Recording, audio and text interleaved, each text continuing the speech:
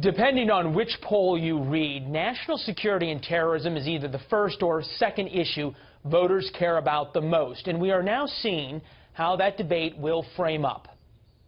He saw that Donald Trump wanted to be complimented. He complimented him. That led Donald Trump to then compliment Vladimir Putin and to defend Vladimir Putin's actions in a number of places around the world. She is in no small measure responsible for the deaths of 4 Americans in Benghazi, and she lied to the faces of their families. She set up an unsecure server in which she used classified information that put Americans at risk.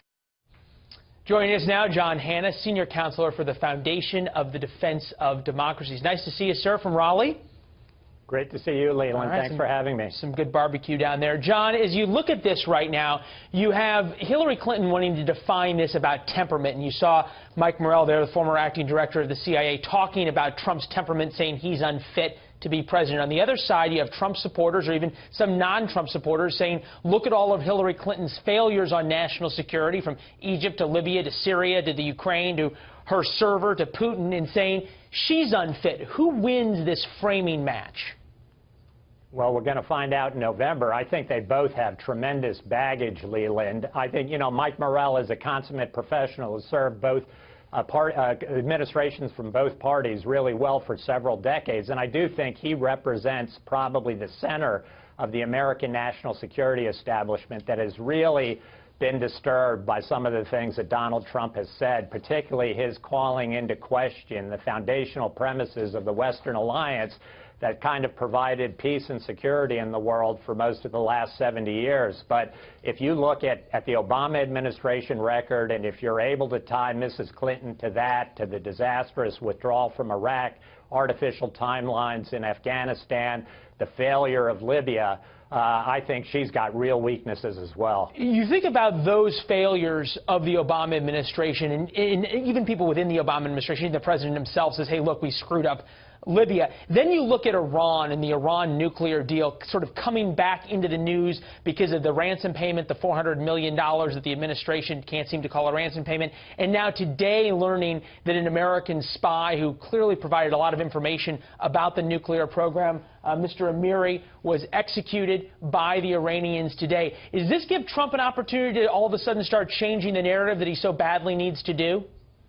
Oh, absolutely. I think he ought to stop talking about questioning Article 5 of the NATO treaty and really focus entirely on the disasters of this administration and the extent to which the wheels have just come off American national security policy. And this Iran deal has got to be exhibit number one, this $400 million ransom payment and the absolute mishandling of what looks like really a key nuclear defector. The prospect of America getting any new defectors from that Iranian nuclear program, I think, has just gone down to about zero now that people see what happens to somebody that falls into America's hands. Yeah, that certainly probably doesn't inspire any spies there in Iran to try to help us out. Going forward, so much of the national security debate from Trump's perspective is, look, I can make deals. I'm going to make better deals. People are going to trust me more. People are going to fear me more. And then you look at how the American people are interpreting that in terms of temperament to be the president. Take a look at the latest Fox News poll. Does this person have the temperament to serve effectively as president? Clinton, 64% yes. Trump, only 37% say yes. How much of that do you think has to do with Trump's talking about questioning NATO and some of these other issues that, to your point, have been bedrock principles of American foreign policy?